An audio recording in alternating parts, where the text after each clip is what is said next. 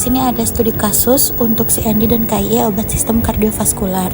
Yang pertama itu ada pasien bernama Tuan Beton setelah berkonsultasi dengan dokter ingin menebus obat di IFRS Bakti Kencana. Kemudian diresepkan obat sebagai berikut. Di resepnya itu ada obat aspirin 80 mg sebanyak 20 tablet. Kemudian ada simvastatin 20 mg sebanyak 20 tablet, bisoprolol 2,5 mg sebanyak 20 tablet, nitrogliserin 2,5 mg sebanyak 40 tablet. Kemudian ada ISDN atau isosorbidinitrat 2,5 mg sebanyak 20 tablet. Kemudian ada clopidogrel 75 mg sebanyak 20 tablet dan captopril 12,5 mg sebanyak 60 tablet. Nah, Tuan Beton ini berusia 54 tahun. Kemudian setelah ingin menebus obat di IFRS Bakti Kencana, IFRS memiliki obat aspirin 80 mg sebanyak 15 tablet, simvastatin sebanyak 20 tablet, bisoprolol 2,5 mg sebanyak 20 tablet, nitrogliserin 2,5 mg sebanyak 40 tablet, ISDN 2,5 mg 20 tablet, dan captopril 12,5 mg sebanyak 50 tablet dan tidak memiliki clopidogrel. Lakukan pengkajian administratif, farmasetik, dan klinis berdasarkan standar pelayanan kefarmasian di RS menurut Permenkes yang berlaku. Kemudian tuliskan kebutuhan obat yang harus disiapkan jika diperlukan untuk racikan. Kemudian lakukan identifikasi golongan obat berdasarkan peraturan dari resep yang diterima. Pilihlah etiket yang sesuai dengan resep yang Anda terima, lalu tuliskan etiket yang mana. Kemudian buatlah etiket dan salinan resep berdasarkan resep yang diterima sesuai dengan format penulisan etiket dan salinan resep. Buatlah etiket dan salinan resep berdasarkan resep yang diterima sesuai dengan format penulisan etiket dan juga salinan resep. Selanjutnya dilakukan pengkajian resep di rumah sakit sesuai dengan PMK nomor 72 tahun 2016, di mana yang pertama dilakukan pengkajian administratif. Pada pengkajian administratif yang tidak ada yaitu berat badan dikonfirmasi ke pasien, nama dokter dikonfirmasi ke IFRS, nomor SIP atau surat izin praktik dikonfirmasi ke dokter, dan paraf dokter dikonfirmasi ke dokter. Untuk pengkajian farmasetik bentuk sediaannya ada captopril yaitu tablet, bisoprolol juga tablet, simvastatin tablet, clopidogrel tablet, dan nitrogliserin tablet. Untuk aspirin yaitu tablet kunyah dan ISDN tablet sublingual. Selanjutnya kekuatan sediaan, di mana aspirin berkekuatan sediaan 80 mg, simvastatin 20 mg, bisoprolol 2,5 mg, nitrogliserin 2,5 mg, ISDN 2,5 mg, clopidogrel 75 mg, dan captopril 12,5 mg. Untuk stabilitasnya stabil pada suhu ruangan, dan untuk kompatibilitas itu kompatibel karena tidak ada masalah kompatibilitas karena tidak ada obat yang diracik. Selanjutnya adalah pengkajian klinis. Untuk pengkajian klinis, ketepatan indikasinya sudah tepat untuk terapi penyakit kardiovaskular, ketepatan dosis obat tepat, masih dalam rentang terapi, aturan penggunaan obat tepat sudah tepat dan tercantum. Cara penggunaan obat itu perlu edukasi khusus untuk ISDN karena diletakkan di bawah lidah, yaitu tablet sublingual, dan juga aspirin yang cara penggunaan itu dikunyah. Untuk lama penggunaan obatnya sudah tepat dan sesuai. Duplikasi atau polifarmasi, ada polifarmasi karena obatnya itu lebih dari 5 sehingga perlu konseling pada pasien. Untuk ROTD atau reaksi obat yang tidak diinginkan perlu monitoring karena terdapat risiko pendarahan, hipotensi, sakit kepala, dan detak jantung tidak teratur. Kontraindikasinya perlu monitoring untuk pemantauan fungsi ginjal. Untuk interaksi obatnya ada yaitu moderat, ada captopril, aspirin, captopril dan ISDN, captopril dan nitrogliserin, dan juga aspirin dengan clopidogrel. Untuk interaksi obat minor yaitu ada aspirin dan nitrogliserin dan aspirin dengan bisoprolol.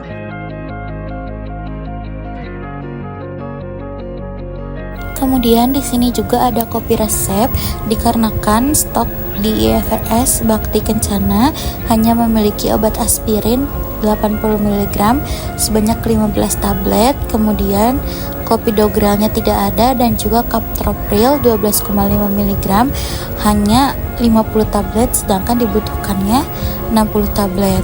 Jadi di sini yang pertama dibuatkan kopi resep, penulisan resep ulang, kemudian untuk aspirin itu dituliskan date 15 atau diserahkan sebanyak 15 tablet. Kemudian untuk simvastatin diserahkan semua. Untuk bisoprolol sudah diserahkan semua sebanyak 20 tablet. Kemudian untuk nitrogliserin juga sudah diserahkan semua sebanyak 40 tablet. Kemudian untuk ISDN juga sudah diserahkan semua sebanyak 20 tablet. Nah, untuk Clopidogrel ini tidak ada, jadi di sininya nedet.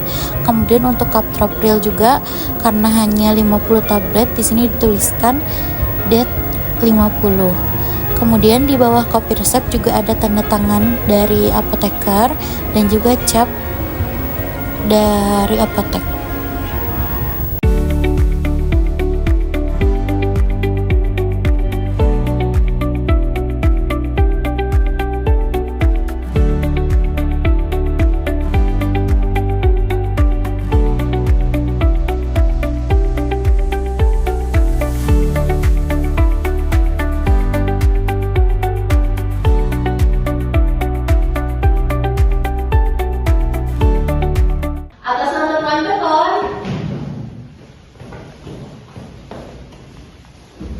Ya saya. Kalau boleh tahu, Ibu dengan siapanya Tuan Beton? Saya dengan istri saya. Oh iya, baik Ibu.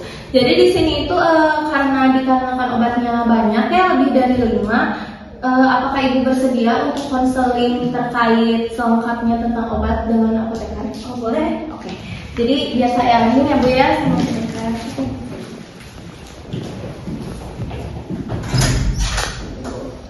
Selamat pagi Ibu, saya Pak. Yang dengerin ya. Saya Maria apoteker yang tugas hari ini. Betul dengan Tuan sendiri. Saya istri saya. Boleh mengkonfirmasi identitas, umur dan alamat suami terlebih dahulu. Suami saya Tuan umurnya 54 tahun. Apakah Ibu bersedia meluangkan waktu sebentar untuk menjelaskan terkait cara penggunaan obat yang diterima? Oh boleh. Apakah sebelumnya sudah pernah menerima resep ini? Belum, baru pertama kali. Baik Bu, sebelumnya saya ingin bertanya beberapa hal terlebih dahulu. Apakah dokter sudah menjelaskan tentang obat yang Ibu terima? Apakah dokter sudah menjelaskan mengenai cara penggunaan obatnya? Belum. Apakah dokter sudah menjelaskan mengenai harapan setelah menggunakan obat ini? Belum. Baik Bu, apakah suaminya sedang mengonsumsi obat lain, vitamin, dan atau suplemen tertentu? Kebetulan tidak.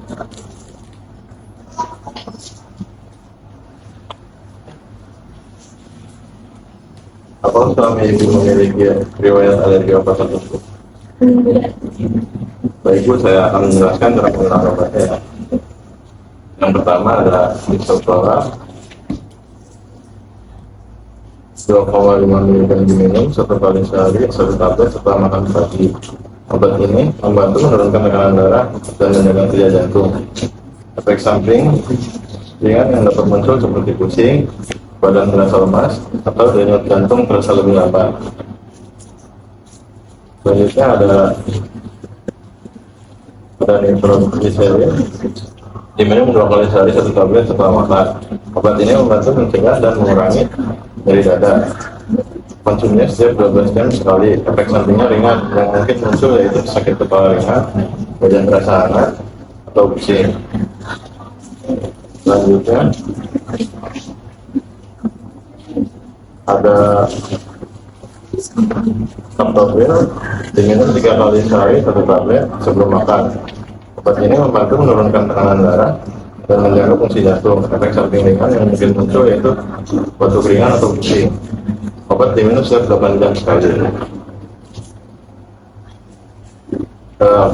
Apakah suami Ibu biasa sarapan pada pukul berapa? Biasanya jam 7. Nah, untuk obatnya bisa dikonsumsi menyesuaikan dengan jam sarapan ya. Selanjutnya ada aspirin diminum 1 kali sehari 1 tablet setelah makan malam. Obat ini membantu melancarkan aliran darah dan mencegah penyumbatan pembuluh darah. Efek samping ringan yang mungkin muncul yaitu mual atau rasa tidak nyaman pada lambung. Diminum dengan cara dikunyah. Selanjutnya ada Ciprofloxacin diminum 1 kali sehari 1 tablet. Malam hari setelah makan. Obat ini membantu menurunkan kolesterol. Efek samping ringan yang mungkin muncul yaitu pegel atau kelihatan. Selanjutnya ada ISDN.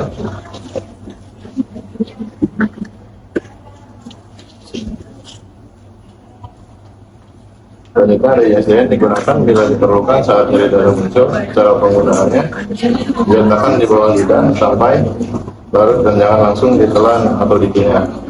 Setelah digunakan, sebaiknya duduk atau beristirahat terlebih dahulu karena dapat menyebabkan pusing ringan.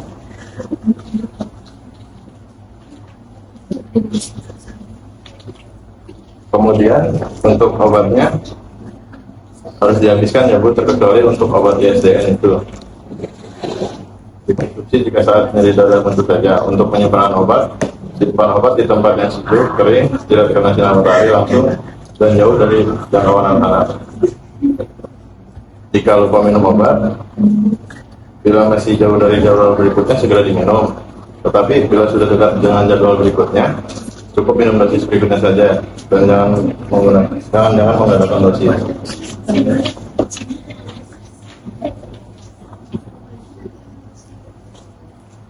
Untuk terapi non farmakologi selama menggunakan obat, dianjurkan menjaga pola hidup sehat seperti mengurangi makanan berlemak dan asin, mengurangi rokok, istirahat cukup, dan rutin kontrol ke dokter. Jika efek samping terasa berat atau mengganggu, segera berkonsultasikan kembali ke dokter. Kemudian di sini ada kopi resep, salinan resep. Karena di apoteker kami hanya terdapat obat aspirin 15 tablet yang seharusnya 20 tablet. Kemudian obat captopril seharusnya 60 tablet, di apoteker kami hanya ada 50 tablet. Dan untuk obat Povidone tidak tersedia, sehingga Bapak perlu menebus di apotek lain. Apakah penjelasan sudah dipahami, Bu? Baik Bu, untuk memastikan kembali, boleh Ibu mengulangi cara penggunaan obat yang sudah dijelaskan sebelumnya.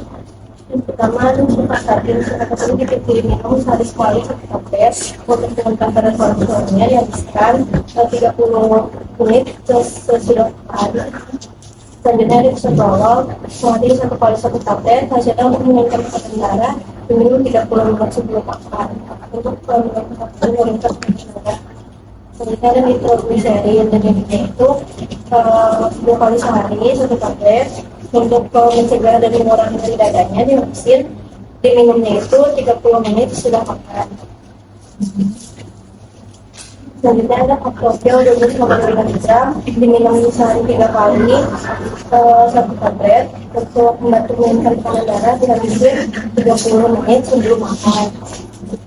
Terus ada aspirin 80 mg, diminum itu 10 hari sekali 1 tablet, tidurnya untuk melancarkan aliran darah dan mencegah penyumbatan darah, dihabisin diminum itu 30 menit sebelum makan. Terus ada ISDN, itu diminumnya jika perlu untuk meredakan nyeri dada dan digunakan itu ditaruh di bawah lidah.